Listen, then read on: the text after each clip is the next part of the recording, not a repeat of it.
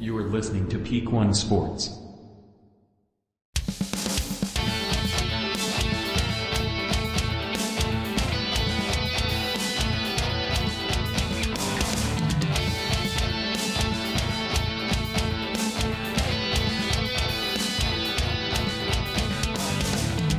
Welcome to the Bungalow Fight Show, where we do nothing but pick winners. Yes. What a good week, or what a good way to start off the new year, start off our new block of shows last week. We'll get into that in a second. Before that, I need to remind you that this show is brought to you by Betalytics. Use them for all your other sports, but for MMA, remember to use the Bungalow Fight Show. But Betalytics.com, go there, use promo code PEAK1, get 25% off your package, and see what kind of stuff they can offer you for, all the ball sports and stuff like that. And they can help you out, make smarter, more educated bets. Betalytics.com, promo code PEAK1, 25% off.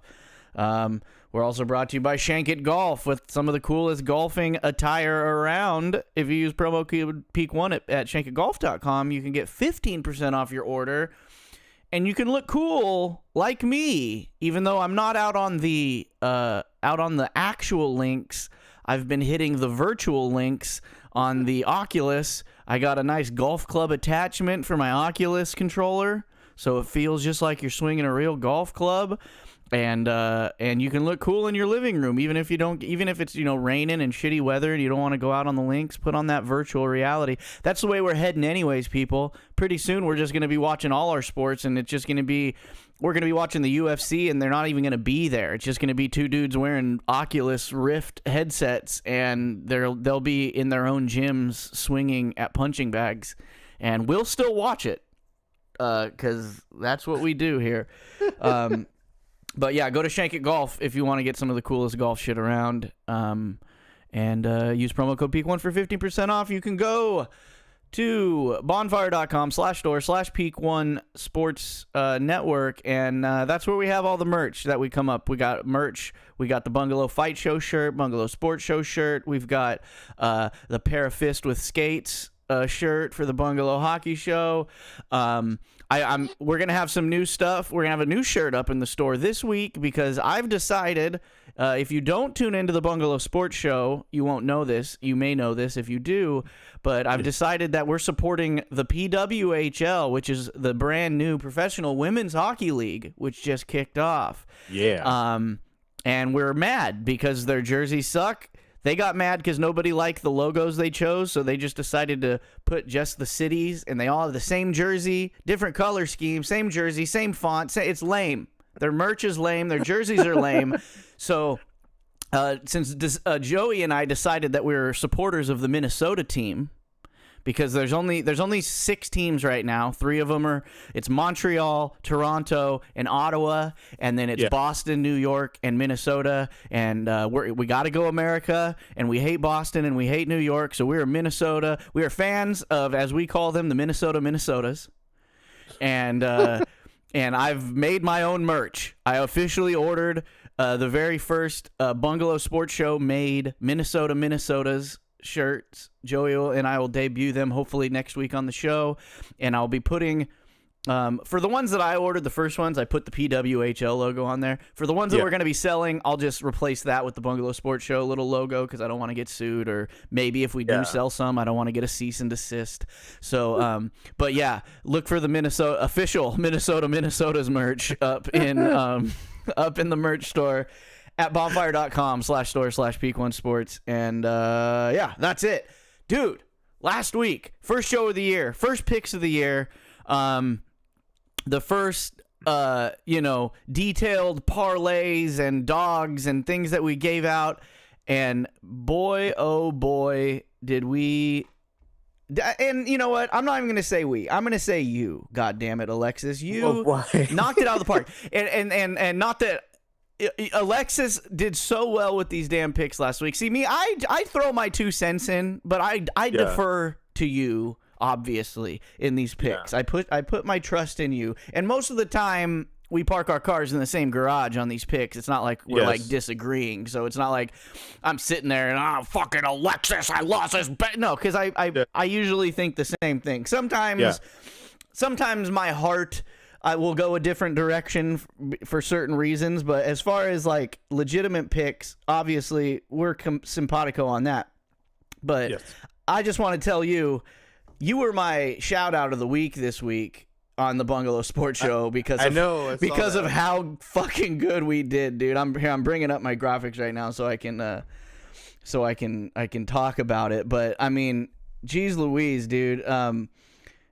Just in our straight up just pick a winner picks. Like I'm not even gonna call them money line picks. Just we're separating our winner loser picks from everything else. We went 7-4, right? Yes. On the entire card, which is great. And the fights that we lost, I mean, I would say, the ones that we lost, 2 of them were kind of expected. I mean, Arlovsky was a long shot. We picked him because of, he's the old man. And we're not huge fans of Waldo. So if Arlovsky was going to pull one out, that was and you know what? It was a boring ass decision and he could have easily pulled that out, Yeah. Do you know, okay, so having Waldo Acosta being negative 600 and how that fight played out, that's not a victory for Waldo. No. Because so like honestly, like him with those odds, I'd pick the other guy over. Oh over yeah, Waldo. no matter who it was. For sure, yeah. And going into his next fight, I will be betting against him again because at minus 600, you should have mopped the floor with Andrei Arlovsky at 42 years old or whatever he is, and you almost lost. What else? What other ones? Ricky Simone. I mean, that one was kind of a pick'em. You know what I mean? Almost. That was a really close fight there. Obviously, we picked I don't understand. Like Simone's like more wrestling heavy, right? And I felt like that was going to be his game plan, just be dirty. And it was a short notice, so that's why we leaned on him too. And then obviously Nolan coming off of impressive Contender Series, so you never know how that goes. Nicholas Mata not really knocking our socks off in his fights in the UFC, but he starched Nolan. So that goes. Now the main event, obviously we picked Johnny Walker, right? We picked Johnny Walker because that guy could knock anybody out, right? Yeah. I guess if you want to, that one was a little bit of, at least in my eyes, leaning on Johnny Walker was, we talked about a little bit on the fight when we were talking about making that pick, was we're picking the next for the title fight. Like we want to see Johnny Walker fight Alex Pereira, not Ankalaev, right? Just because of the type of fight it was going to be. Now, that being said, I'm not making excuses, right? I feel like Johnny Walker, obviously he can knock anybody out, and we didn't expect Ankalaev to come out with that kind of a stand-up plan, and he knocked him out cold. So that being said, 7-4, not too shabby. I just want to say, like, with Johnny Walker, I think he's blacklisted. Unless he's fighting Anthony Smith, he's not beating anybody. You never know what the fuck's going to happen in his fight. And again, it's the Kavanaugh curse, dude. We don't like Kavanaugh. We don't think he's a good coach. His fighters are streaky at best. And without save Conor McGregor, he's not a famous coach. You know what I mean? So it's just kind of one of those things. It was like what's his name? Edmund and Ronda Rousey. You know what I mean? For sure. It's kind of, you got the star power rub because this guy, Conor McGregor was going to be Conor McGregor with or without John Kavanaugh. Same being said for Ronda Rousey, right? So your coaches get famous because of you, and then they get some more name fighters coming in because they're like, oh, I'm going to go with this guy for a while when I need to read. He's a good coach. So and somewhat. And then dude, Johnny Walker, like every knockout that he's gotten, he always has like this awkward knockout. Definitely. So, he's got that awkward thing going on. It's so weird. He just, at this point in his career, he needs to buckle it up, button it down a little bit. The capoeira fucking cocky, fancy, weird shit. It's not. You're too long in the tooth now. You've been knocked out too many times. You got power. You can be. He's shown at times that he can be a disciplined kickboxer.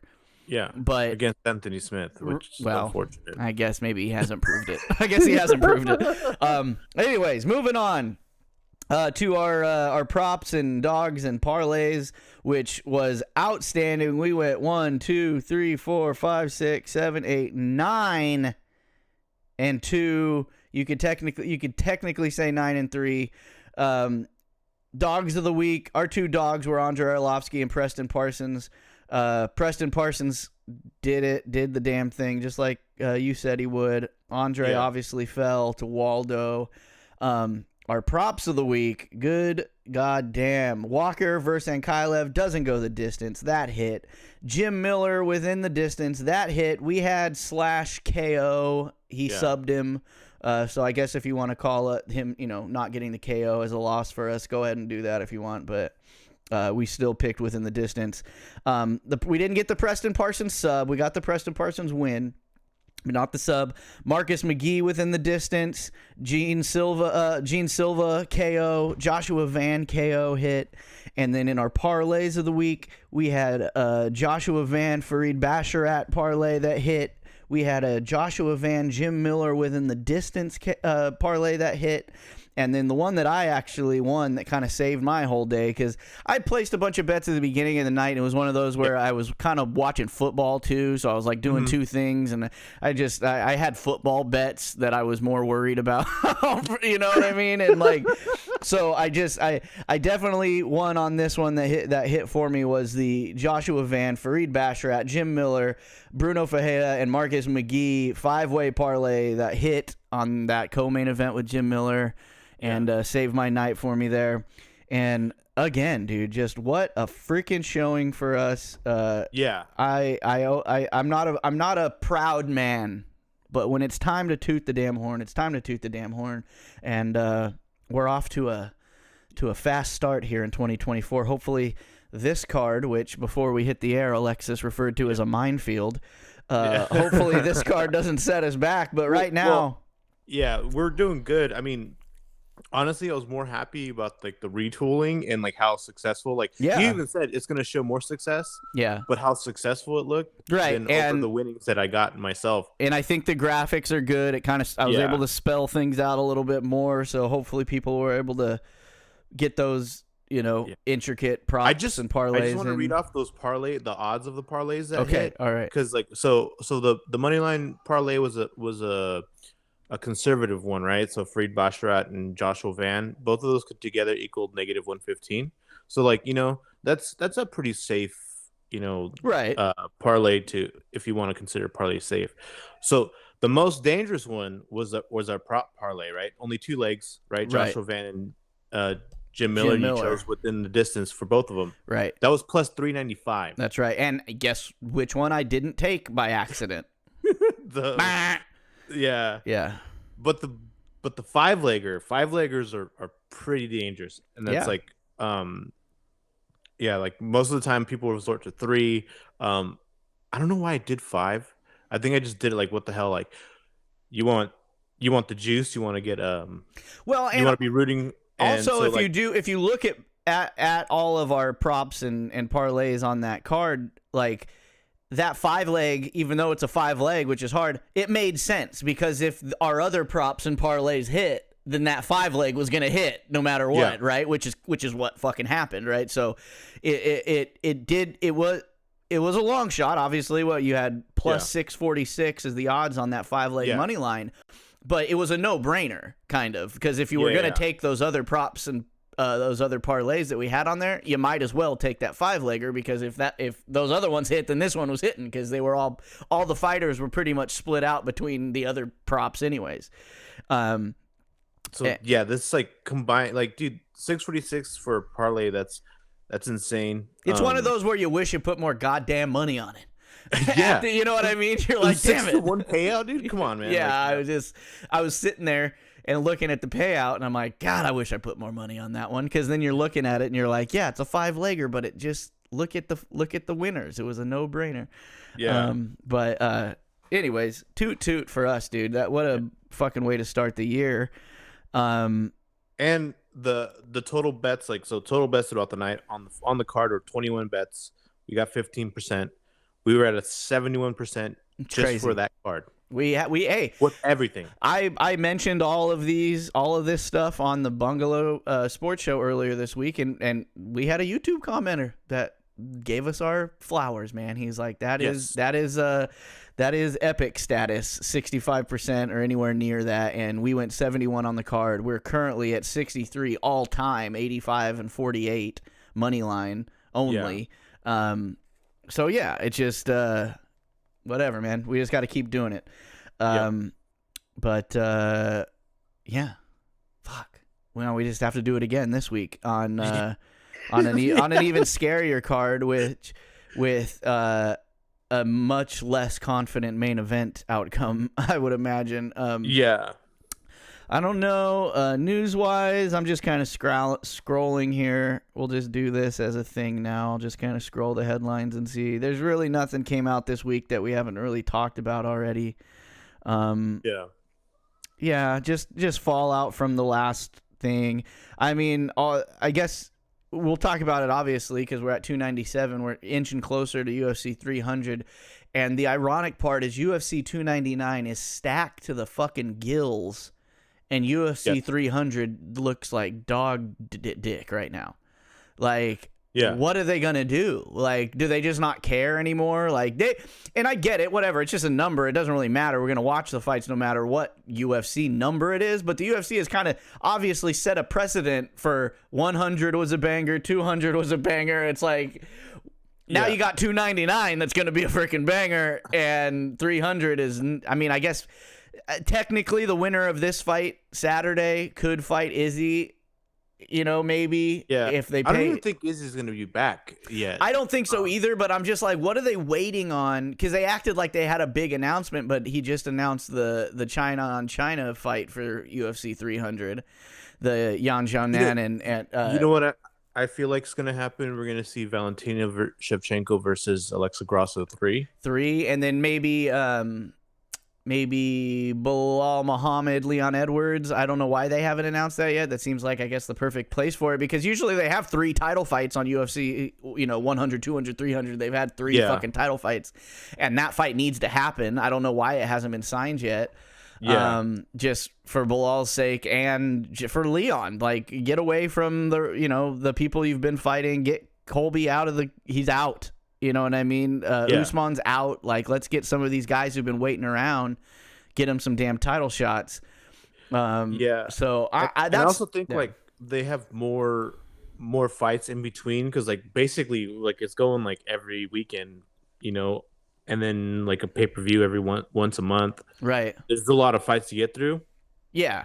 Because I would say previous years with the UFC 200 and 300, you're only looking at pay-per-views, right? Right. So you're only looking at 4 pay-per-views before the event. Well, and that's the only reason I bring up the Izzy thing, because obviously he's back. He's been put out that he's back training again or whatever, right? And then if I know, obviously a Strickland rematch would be interesting for people, because there's half the world thinks Izzy had an off night and Strickland got lucky. The other half thinks Strickland's just that good and Izzy got shut down. And then obviously you've got the black guy on African fight with DDP and Izzy. So both those fights are sellable fights, you know what I mean? So if Izzy's back training, they fucking give him the money bag, and you've got 3 months before UFC 300 roughly. I could see that, being a fight that they put on there. But like you said, I think if they, obviously you've got Wiley Zhang fighting for the title. If they do add the Bilal Muhammad, Leon Edwards, they do add Alexa Grasso, Shevchenko 3, it's still going to be You know what I mean? Like the Bilal Muhammad Leon Edwards fight is the one I'd want to see the most out of those, just because I want Bilal to get his title shot. You know what I mean? He's been waiting long enough. I'm tired of guys, especially in that welterweight division and the lightweight division too. Like both those divisions have always been. There's always that one guy who's been hanging around waiting for a damn title shot until it's too late. I.e. Tony Ferguson. I.e. What's his name? The other Middle Eastern guy that we love, that just lost. The Iranian guy, the dude who trains in San Diego. Beneil Dariush. Beneil Dariush. God, old man moment there. But you know what I mean? Like the lightweight and welterweight divisions are so stacked that inevitably there's always at any given time a guy who's on a 1,000,000 fight win streak who never gets a fucking title shot, and then something happens and it's too late, and then they lose, or they just whatever. So hopefully the Bilal gets in there for 300. But anyways, all the news is around this fight card that we got right here. You want to ready to dive into this bad boy? I'm ready. All right, what do we got here? Okay, starting out the night, UFC Fight Pass early prelims. We've got Malcolm Gordon versus Jimmy Flick. Jimmy Flick. That's a fucking name. The Brick Flick. Jimmy the Brick Flick. Couple flyweights, both coming off losses, kicking this card off in Toronto. What do you like here? I hate Jimmy Flick's haircut. Malcolm, flyweights, it's a tough one. It's a tough one when you get these lower level flyweights. This is very low level. This is Jimmy Flick retired at one point of his career. And Malcolm Gordon, he lost to Jake Hadley, lost to Muhammad Mukayev. Right. Jimmy Flick does have a ground game. He's pretty good at jiu-jitsu, but honestly, it's like win or lose for both of them. Yeah. It doesn't really matter. Win or cut. So yeah. Flick isn't that all impressive. Neither is Malcolm, but Malcolm had tougher opponents. Yeah, that's what I was just gonna say. In a fight like this, you kind of got to go with just strength of schedule, to use a college football term. Yeah. He's definitely, Malcolm Gordon's fought the tougher guys, and I'm never, unless you were a champion and you retire and then come back. If you just retire and you're a nobody and then come back, it's never good. You know what I mean? So if the flyweight division wasn't so starved for talent, Jimmy Flick wouldn't be in the UFC most likely. Yeah, for sure. So I think Gordon is the smart money there. Yeah. Malcolm Gordon, this fight is going to go the distance. I don't see them finishing each other. Yeah, it's probably going to be a heavy grappling, stand-up, back to grappling, stand-up, back to grappling, kind of a just stalemate split decision. Probably. Next up, in the women's flyweight division, we got Jasmine Jasdavicius versus Priscilla Cachoeira. What are we thinking here? We've put money on Jasdavicius before. Both of them coming off losses, though. I believe Jasdavicius lost his money in her last fight. Yes, she did. God, Tracy Cortez. Right, Tracy Cortez. That's right. Dude. All right, so Jasdavicius has a good running record in Canada. Right. Priscilla Cachoeira loses by submissions a lot. Okay. If you look at her losses, Jasdavicius is a heavy favorite. Yeah. Minus 345 to a plus 275 doggy. Jasdavicius. I guess maybe that Tracy Cortez is a nightmare, and I will forever be putting money on Tracy Cortez from now on, especially after that Jasdavicius fight. Those Mexican girls, dude. They're as far as women's MMA right now, Mexico, they've got it. They've got it as far, if you're gonna go just what country's got the best women's fighters. Mexico's got it in spades right now. But for this one, I mean, I feel like we just always, every time we bet on a Canadian favorite, we fucking regret it. But I think we might do it again. I don't know. This is a Canada card. So this is when I was like, all right, we're gonna go next week, and like we're gonna keep this, keep this theme, this train rolling. And then I saw Canada card. I was like, Canada. I know, man. We're so bad luck with Canadians. No, I'm gonna take Jasuda Vicious. She has wrestling. Her she only has one submission win. She has a bunch of TKOs, mostly decision. Right. But, Cachoeira is sort of like, if you can't really put her out.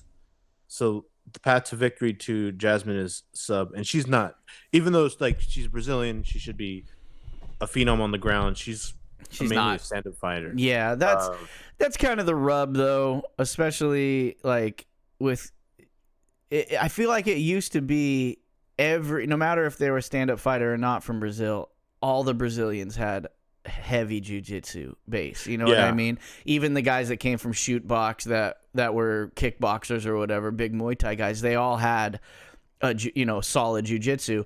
But as it seems, as MMA has gotten more popular, you think it would have stayed that way or gotten stronger, but I feel like it's separated more almost, where the Brazilian kickboxers don't necessarily have a crazy jiu-jitsu base anymore, you know what I mean? And she's definitely one of them. So what are you thinking here? Are you thinking Jazz Vicious by decision or by ground and pound?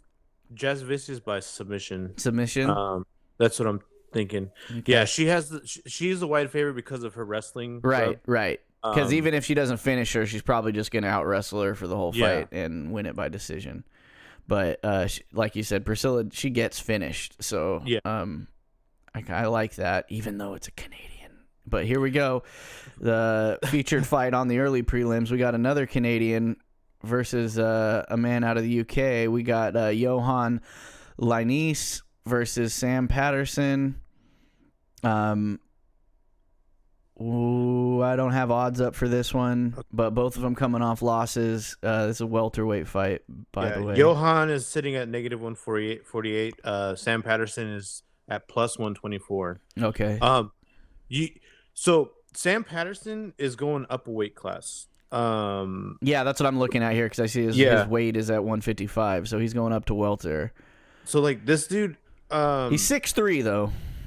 Yeah, but he's still like he's like a tweener, right? Right. So, he lost to Yanal Ashmos. Is that how you said the Israeli fighter, which is so, but I feel like Johan still is a lot bigger than him. Johan fights long. Well, a 6'3" lightweight is a twig. So just not cutting that extra 10 pounds is not gonna really you're not putting on any muscle mass. You're just not cutting as much weight. So I think you're right. He's still gonna have the size disadvantage, not the height, but just size in general. Yeah, and like Johan Linus, I think that's how you say it. Last loss was Mike Malone. He's on this card. He's another Canadian. Yeah, he's coming into his own. He might be Canada's next big thing. So I don't count that loss as a bad one. But Sam Patterson moving up weight class is really, really alarming. Yeah, I think Johan's the pick on this one. Yeah, I'll say Johan KO. Johan KO. All right. And Johan's a solid name, too, so you know how I feel about names. All right, moving into the prelims on ESPN. Couple old veterans. I mean, they're not old, but, Jillian Robertson's kind of old. But we got Canadian Jillian Robertson versus another Brazilian, Poliana Viana. Both coming off losses. It's a minus 192 fave for Jillian Roberts, plus 160 dog for Pollyanna. Again, women's MMA. I've lost money on both these ladies. Again, every single one of these fights so far on this card, both fighters coming off losses. The way to go, UFC. Yeah. So what do we? I mean, it's I guess the comeback. This is a redemption card. This is redemption card. Redemption card. Do we get another Canadian victory here, or what do you think? Okay, so you look at fight styles, right? Jillian Robertson being the younger fighter, not in her 30s, right? But she's really wrestling based, like very specialist type of fighter.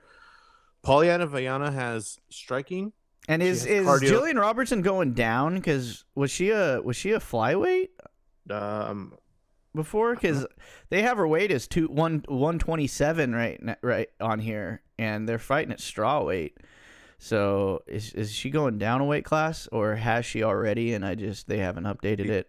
Tabitha Rodriguez. Let's see what she's at. She was strawweight. Okay, so Jillian's already been down. They just haven't updated it. Yeah. So yeah, I don't know, man. I just God, fucking Canada. Okay.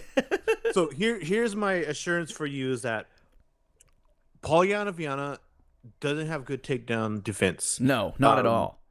So this is what Jillian Robertson has like in her bag of tricks. Like she'll pull this out all day.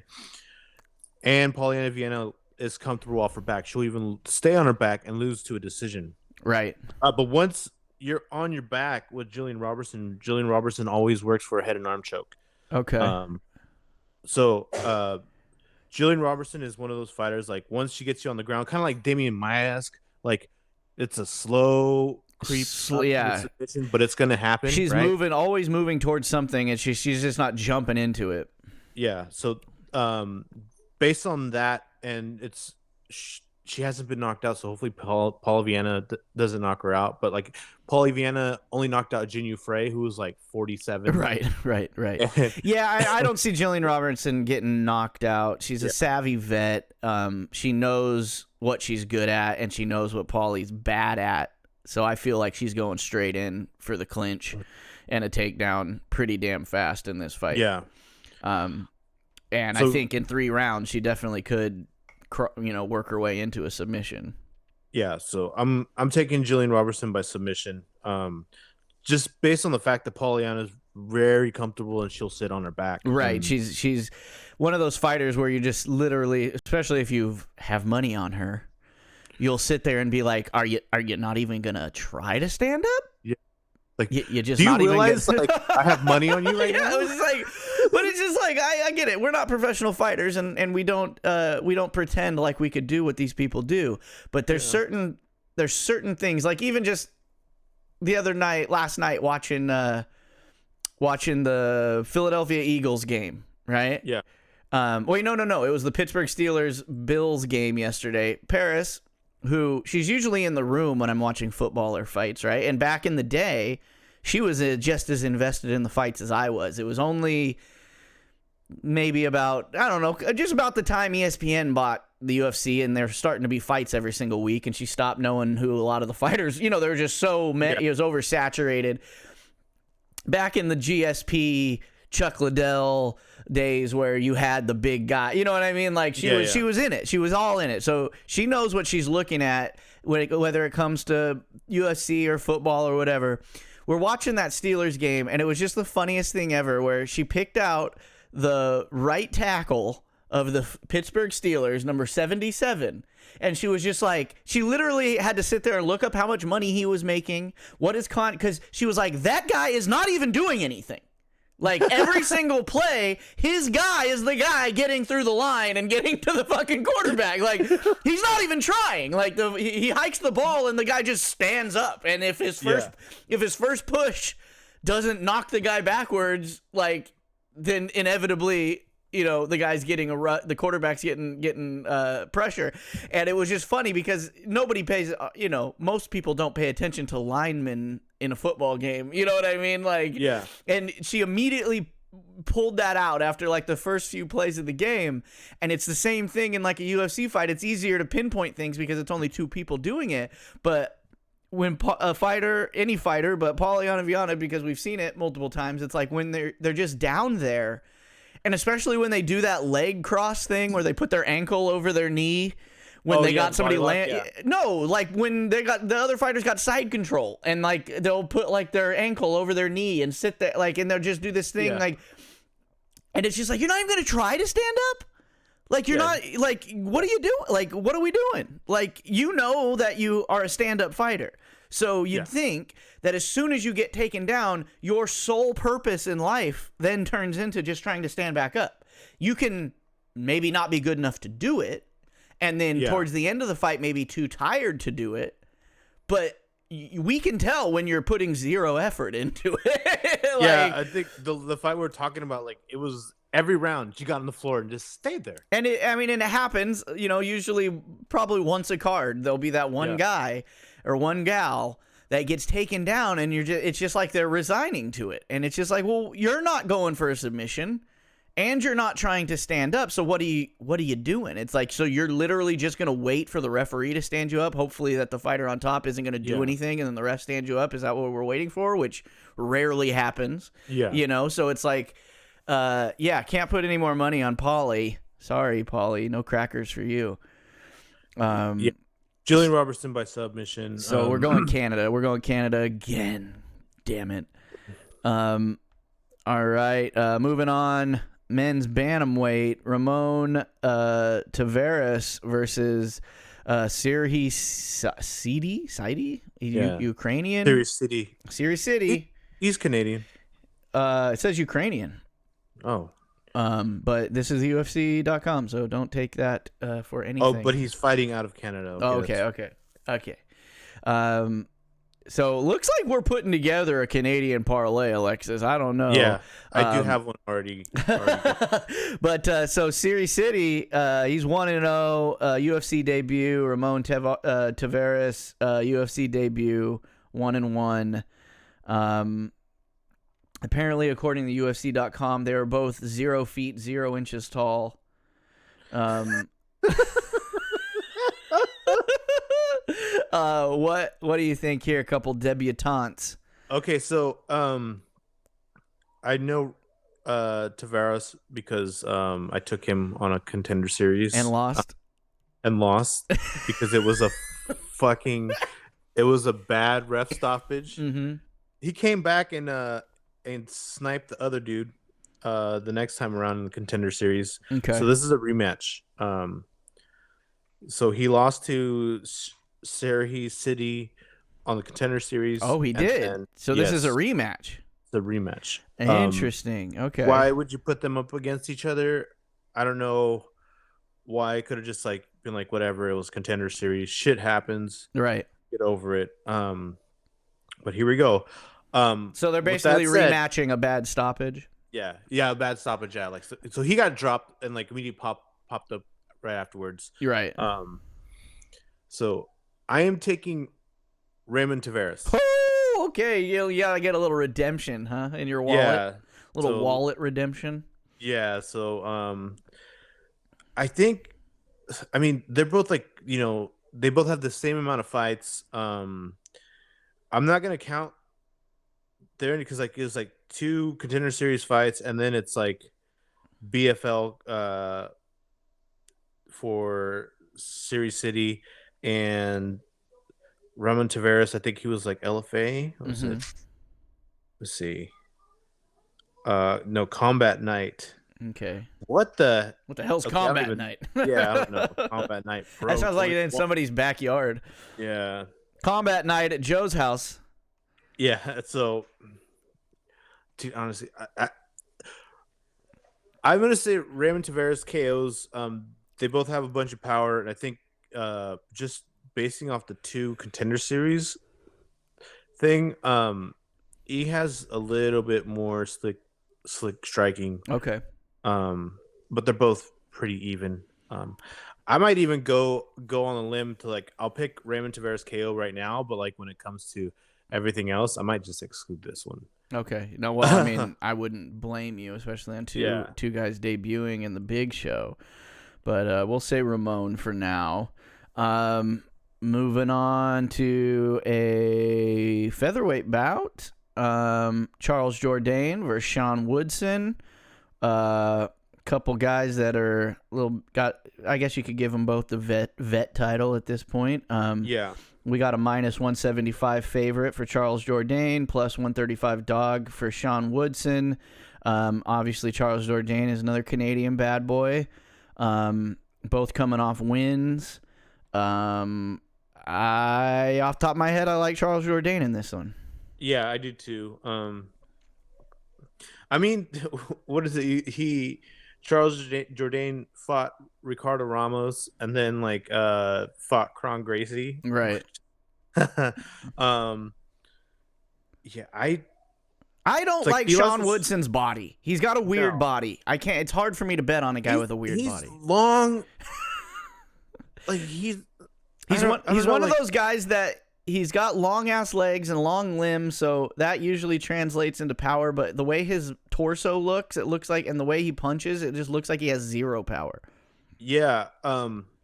Honestly, so here's the thing, right? He has a size advantage, and he's long, but I think Charles Jourdain is his jiu-jitsu. I think he might roll into a heel hook just to try to get him down so he can do some submissions.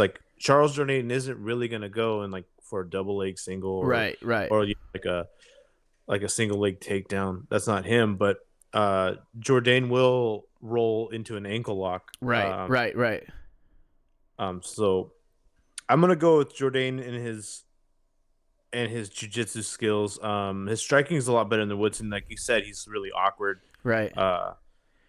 Yeah, I think they're fairly evenly matched on the ground, and I think striking-wise, Jourdain's definitely got the advantage. So, we just screaming Jourdain right here all day for me.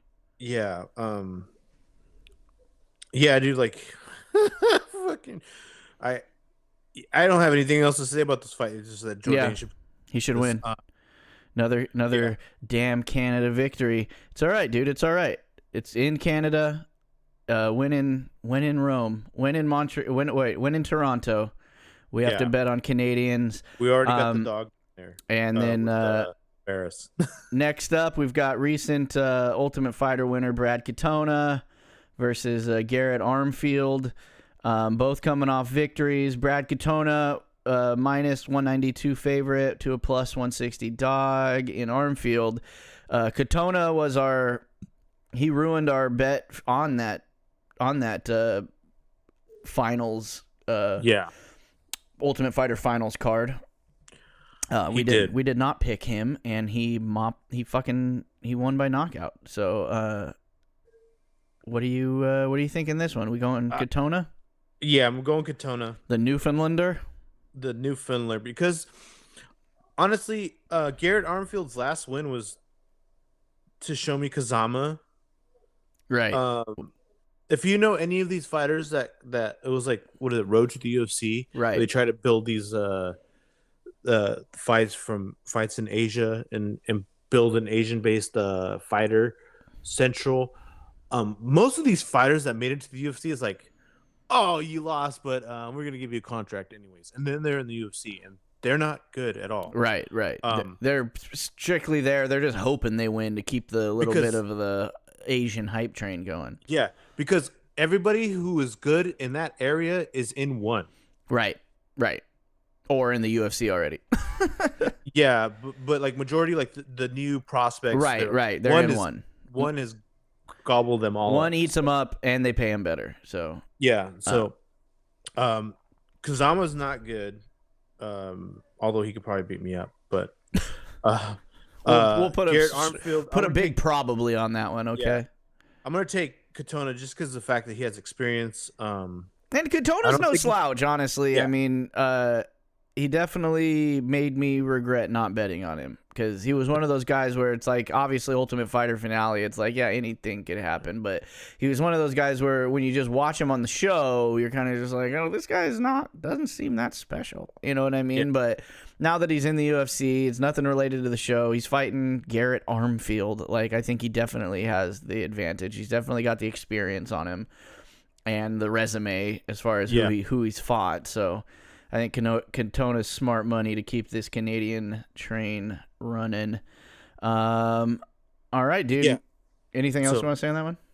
No, I was gonna mention the other red flag about Katona, but I'm not going to because his name shall be nameless. Okay. But if you dig deep enough, you'll know what we're talking about. Yeah. All right, moving on to the main card, kicking it off in the featherweight division, Arnold Allen versus Movsar Evloev. This is a good fight. I like this fight, man. These two guys are both good fighters. Movsar is a minus 166 favorite to a plus 140 dog in Arnold Allen. I think that's probably that way because Arnold Allen's coming off a loss. Movsar is undefeated. Do you think Arnold Allen can turn it around? I mean, this is a tough fight as a get-back fight. Well, Arnold Allen lost to Max Holloway, dude. Yeah, I mean, that's what I'm saying. You can't knock him for losing to Max Holloway. But as a get back in the win column fight, Movsar is a daunting task. Yeah, well, so like Movsar is coming off an injury, pretty long layoff. Right. Movsar's last win was 2023. Okay, never mind. And so basically a year or a couple, like, yeah, almost a year, a little bit over. Yeah, almost a year. Yeah, I'm gonna go against Evloev, even though he's undefeated. I like Arnold Allen. I'll never say no to a bet on Arnold Allen. I like the guy. He's just, I don't know, like he hasn't, when he's gone into the UFC, he hasn't won, but other than by decision. Right. So like in what is it, M1 challenge, he's got a bunch of stoppages, but like once he got to the higher level UFC, the fighters are so much better. He can't get a finish. Right. Last fight was kind of iffy for him too. And Arnold Allen's a finisher, dude. Like, yeah. No, I like that. I like that bet. And the best part about it is we're keeping it under the crown, baby, because Arnold Allen's coming from the UK. So being this a Canadian fight, we're keeping it with the Royals, baby. I like that. The monarchy parlay. The subjugated parlay, like parlay of parliaments. Parliamental parlay. Yeah. Jesus Christ. All right. Yeah. No, I like that one. Arnold Allen. I like him to finish. Yeah, I think Arnold Allen has a good movement. He, instead of like trying to go against, he'll ride momentum to get out of things. And that's a live dog right there, dude. Plus 140. Yeah. Hell yeah, dude. I like it. Moving on to middleweight division, Chris Curtis versus Marc-Andre Barriault. Obviously Barriault's the Canadian in this fight. Chris Curtis is the minus 166 fave. Marc-Andre is a plus 140 dog. Marc-Andre coming off a win. Chris Curtis coming off a no contest. What are you thinking here? I'm looking. So it's a tough one. This is a tough one. Yeah, it's tough. But here's my thing about Marc-Andre Barriault and with Chris Curtis. So Chris Curtis is, we all seen his fights. He's gonna wait to play his game, right? Right. So Marc-Andre Barriault is a straightforward pressure, get in your face dude, which plays right into Chris Curtis's game. Right. Chris Curtis, Counter-Strike wrestler grinder type character. Yeah. Yeah. I think so. The only thing is like really weird. So like let's say the fight goes on, Chris Curtis is going to win the first round, then Marc-Andre Barriault is going to feel the need to take advantage of the second round, right, which would leave him open. Chris Curtis has better boxing than other people that Barriault has faced. So I think just this whole fight, like when he just goes in to explode, it's just going to leave things open for Chris Curtis to capitalize. Right. Along with this jab, his takedown defense is good. I don't see Barriault trying to get it to the ground. I just see Barriault getting frustrated and then just trying to go forward with haymakers and getting countered. I agree. Sorry, Marc-Andre, you're our first Canadian in the loser column on this card, but I think Chris Curtis is a smart money there on that one. Next up in the welterweight division, the Gazelle Neil Magny versus Mike Malott. I mean, Jesus Louises, Neil Magny, your forehead keeps getting bigger. Your hair, Skeeter Valentine's hairline keeps getting further and further back. Obviously, he's coming off a loss. Mike Malott coming off a win. Mike Malott's a pretty heavy fave, minus 250 to a plus 205. I just think Magny's at the end of the road, man. Normally, let's say like 2 years ago, like these odds and Neil Magny's the no-brainer because right. But I feel like what is it? He got injured when he was fighting Ian Gary. He's dealing with a custody battle of his own children right now. Right, got some brain games going on. Never good. And Mike Malott's he's on a heater, dude. You know what I mean? Like he's no slouch, and like I said, with or without the outside shit playing with Neil Magny, like Neil Magny's a weathered vet, dude, and I feel like his fighting style at one point you could win off straight cardio, but that's just not the case anymore. Guys are just too talented. And I like Malott in this one. So like in the Canadian main event, because this is a Canadian main event, right. I'm gonna go with Mike Malott. He's in a sub Neil Magny. I think the fact that like Magny's a lot bigger and bigger than Malott, but Malott's really heavy in his wrestling. I hate to be that guy, Alexis, but I learned last time Mike Malott fought, I called him Mike Malott because we thought the whole French Canadian thing. One T would be Malott. The two T's makes it a hard T. I learned that from John Anik last time. Malott. All right. You want to say Malott, but it's just straight up Malott. God. I know, dude. I try to go. We always say it. Anytime we don't know a name, pay attention to John Anik, and I did. Can it be like Malott? Well, I think just maybe with an accent. You know, like Malott. So yeah, well, we got. Go in the house with Malott. With Malott. But no, I just got to say it with that hard, shitty American accent. Mike Malott. Mike Mallet. Mike Mallet. I think he's gonna pound Neil Magny with his mallet on the end of his hand. I mean, do you think this is going to go to decision? No, I don't think it's going to go to decision. I think Magny's too taxed. Like Mike by ground and pound. No. I think Magny is still too. I'm going to go submission. With this one. Okay. I think Magny's still too into like. Even though like he is like over his prime, he's still able to like grab a hold of your hand, right, protect himself from strikes.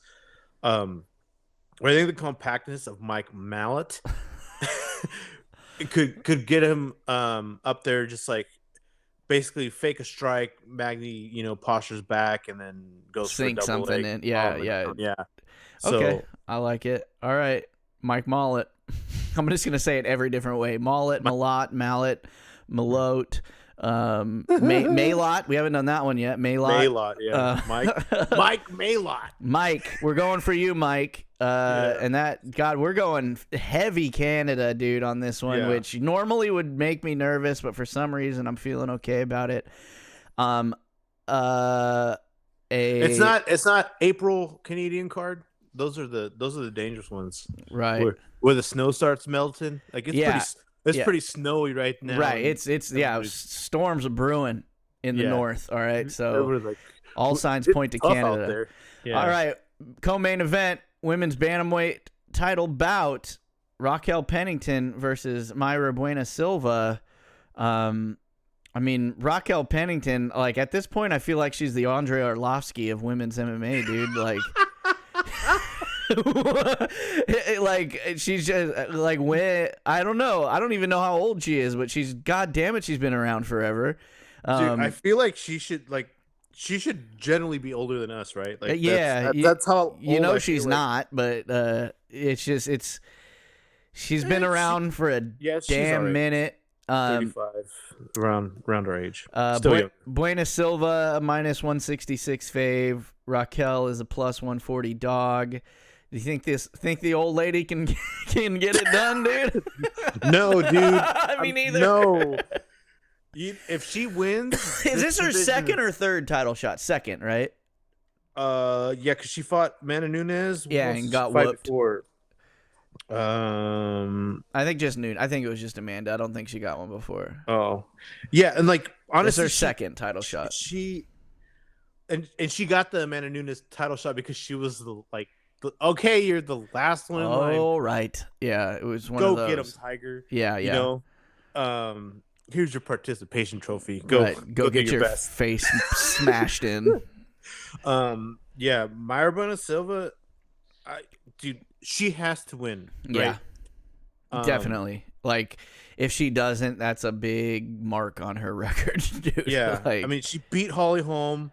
Everyone's beating Holly Holm nowadays, though. Yeah, like Raquel Pennington and Holly Holm should fight, and that would be the old lady. That would be the old lady parlay if they were both if they were on the same card. Yeah, I think Holly Holm did beat Raquel Pennington. She did. I believe she did. It was a while back, but yes. Yeah. I don't see pre-40 Holly Holm. I don't see a world where Mayra Bueno Silva loses this fight. Yeah. Raquel Pennington is just. I hate to keep saying old. Obviously, she's younger than we are, but in MMA years, in fighting style wise, she's old. You know what I mean? Like, she's almost like she's pretty good at everything, not good enough at anything, kind of a thing. You know what I mean? Like, and Buena Silva is just she's good. She's good. Yeah. So let's say this, like, she. Is Tatiana Suarez bantamweight? A bantamweight, or is she featherweight? Bantamweight, I believe. Okay, so she's gonna win. Whoever she's gonna be the next champ after this champ. Yeah, dude. I mean, Raquel Pennington winning is not a thing. I don't think it's in the cards. By submission. Yeah. Yeah, I think that is probably maybe some of the safest money on the whole card right there is Mayra Bueno Silva by submission. But it's WMMA. We'll see. It is. We'll see. Yeah. To be determined. TBD. Yeah. Because Raquel could, I guess, pull something out of her ass and just clip her and knock her out. I just fucking don't see that happening. I don't have Raquel I don't think she has knockout power. I don't think she does either. I'm just trying to think of in what world could she possibly win. I guess she would have to clip her because I don't see her winning a decision if it goes a decision, because if it goes that long, I feel like she gets pieced up or at least out wrestled or something. You know what I mean? Like these are the kind of scary fights sometimes because it's just like literally. You sit here and rack your brain of all the, like, I'm trying to be like an AI generator of like, let's run all the options of how this fight plays out, and I don't see her winning in any of them, and then lo and behold, she wins. Who knows? Yeah. But yeah, I think smart money's on Mayra. All right, dude. Main event, dude. Main event. This one is puzzling. Yes. Middleweight title bout. The champ, Sean Strickland, versus DDP, Dricus du Plessis. This is a minus 130 fave for Strickland, which is just that champ rub, to a plus 110 dog in Dricus, which I believe if this was not a championship fight, this would be a pick'em. Yeah, very much.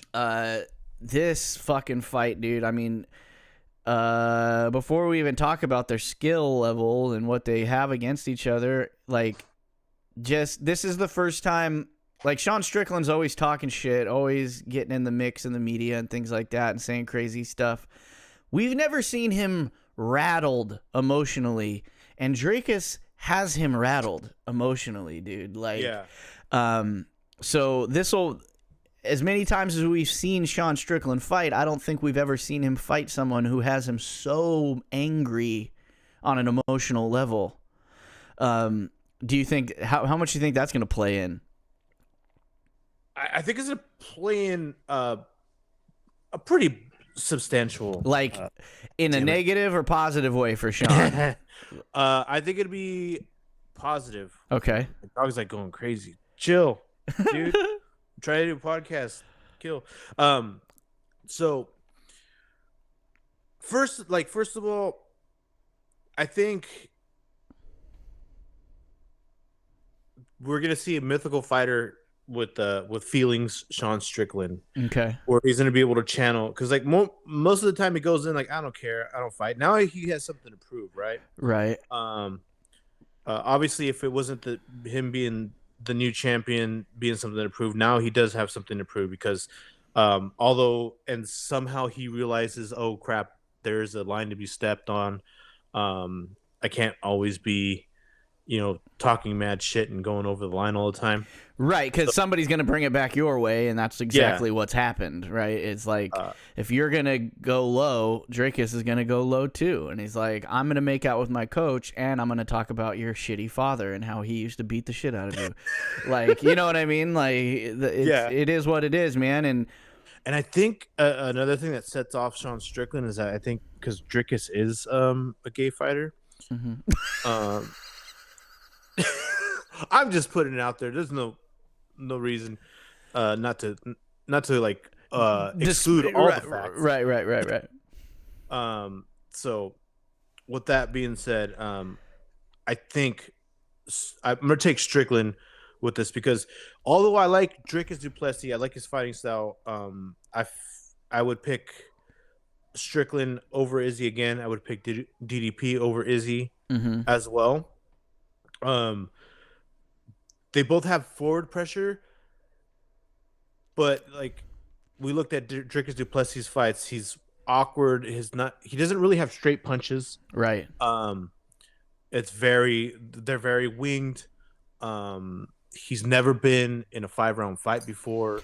And this is one of those things where I know, like, Dricus, his knock early on was his cardio, right? And then obviously he had some sinus nasal work done. They were saying he was only breathing at like 5% capacity through his nose, and that's changed. But he knocked out Robert Whittaker in the second round. So it's like, that is extremely impressive, but it doesn't tell us that your cardio is better now. You know what I mean? And if there's anybody that's going to make you pay for cardio, it's Sean Strickland. And if Sean Strickland cannot get knocked out by that crazy stand-up style, this hits the third round, and Sean Strickland, I think, starts to melt him. You know? Yeah. And dude, Dricus du Plessis, even though how good he is, just from him being awkward, has only been in the UFC for the last 3 years. Right.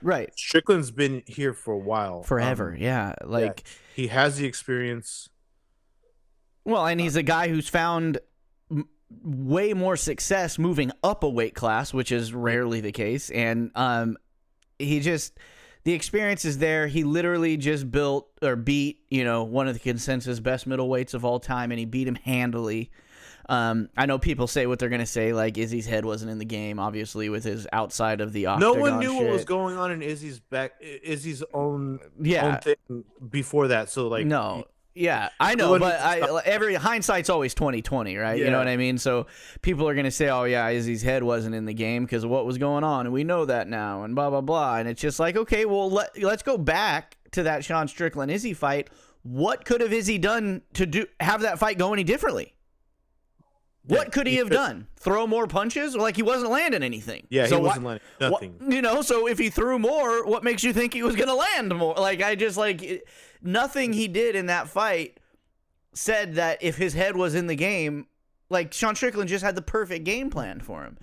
Best argument for that fight, if Strickland would have put Izzy out in that first round when he knocked him down, that it would have been like, that's a fluke. Just caught a lucky punch. It was better that it went all 5. And so moving on to this fight, Sean Strickland kind of adheres that same game plan, because wrestling wise, they're probably on the same on the same level. You know what I mean? Yeah. Like, I don't see either of these guys having an advantage over each other. So we're going to be looking at probably a stand-up fight for the most part. And Sean Strickland beat one of the most technical strikers in UFC history with that game plan. Of course he can beat Dricus du Plessis, who's more of a wild striker, and that if Sean Strickland stays poised and uses that Philly shell type head movement and all that, you know, rolling with the shots, he's going to see Dricus's shots coming way more than he was seeing Izzy's shots coming, because they're going to be coming wide and wild. And there's going to be a lot more fast twitch movement in the first round with Dricus, just because he's going to come out all crazy like he does and kind of be awkward and all that. But Sean Strickland could win this fight with the same game plan, and he could probably finish him in the 4th or the 5th. Yeah. Just because the cardio. Yeah, I give Dricus 1 round, and then it starts being taken over after that. Yeah. Dude, I'm not going to write off Sean right now. And I think, dude, he might be one of the best strikers we're going to see. So, yeah. I'm going to go with him, because it's so calculated, it's so calm, not calm, but so conservative. Well, like, and game plan wise, anytime, like, the dude went and trained with Alex Bahia after he got his fucking clock cleaned. Yeah. And now look at him. You know what I mean? Like, he's not that he's like a completely different fighter, but I mean, he kind of is. Like, his game plans are better. His stand-up is obviously insanely better and more calculated and more technical. And I don't know. I'm with you. I think Sean Strickland takes this one. I mean, barring he gets clipped with something from Dricus, but it's just like, people clip Sean Strickland all the time, and only Alex put him to sleep. You know what I mean? Yeah. So it's like, Chewy. It's definitely an evenly matched fight. But if Sean Strickland comes in there with the game plan of like, if I'm going to use this rage that he's made me feel, going to make me stick to my game plan rather than go out there and just try to take his head off or some shit like that. Because if Sean Strickland goes out there and tries to take his head off, he's got a way better chance of getting knocked out. You know what I mean? Yeah. But I just don't see him doing that now after he saw how successful he was in that last fight against such a great striker. Yeah. I don't care how mad you are about what he said about your daddy. Like, you should know that you're going to whoop his ass if you go out there and stick to your game plan, you know? Or what if he comes out and goes balls to the wall and just starts his Dricus? I mean, obviously, that's that.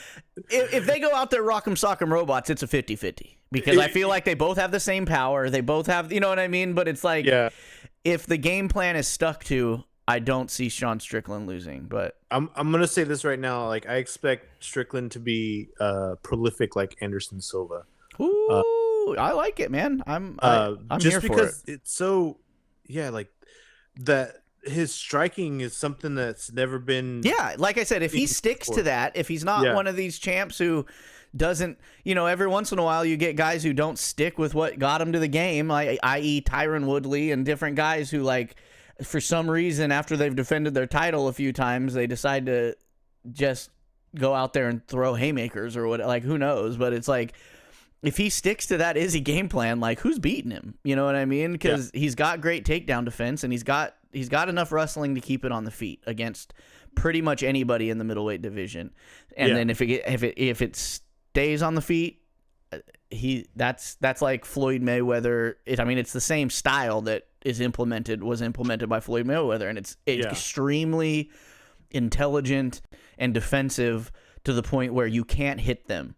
So then if it turns out to just be a strictly based off strikes landed, he can't lose.